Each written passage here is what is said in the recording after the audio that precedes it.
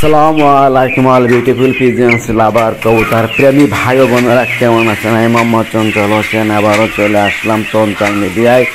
অনেকদিন ধরে ভিডিও দেওয়া হয় না। আজকে যে কবুতরগুলো দেখতে পাচ্ছেন এগুলো আমার সব প্রিয় কবুতর, এগুলোকে হাতে ধরে খাওয়াচ্ছি। এখন বর্ষার ভিতর কবুতরের আসলে যত্ন নেওয়া উচিত, কবুতরের সমান যত্ন নেওয়া হচ্ছে না।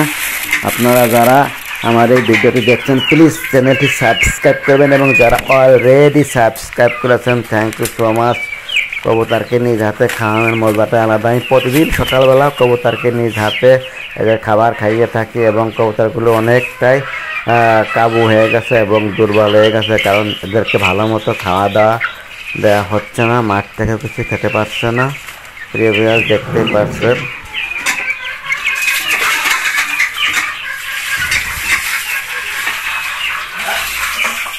এবং আপনারা যারা কবুতরের নিয়মিতভাবে যত্ন নেন তারা ঠান্ডার যে ওষুধ মাইক্রোনিটটা খাওয়াতে পারেন, অত্যন্ত কার্যকারী ওষুধ এটা।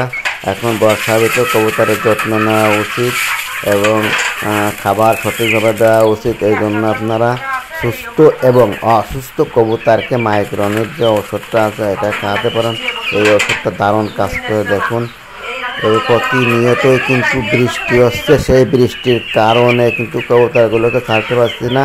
আজকে একটু সুযোগ পাইছি, কবুতরগুলো ছাড়িয়েছি। দেখুন কবুতরের কতটা সাহস বেড়ে হাতের পারে, খোদার জ্বালায় এসে হাতের পারে এসে খাচ্ছে।